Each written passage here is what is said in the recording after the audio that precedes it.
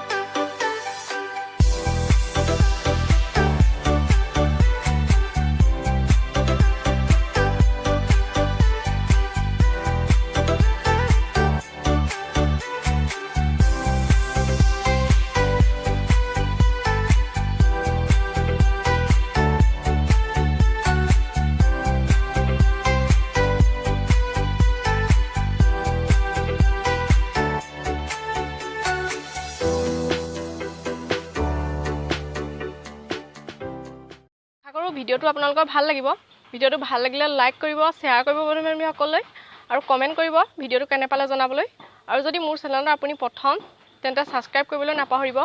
ধন্যবাদ জয় আই অসম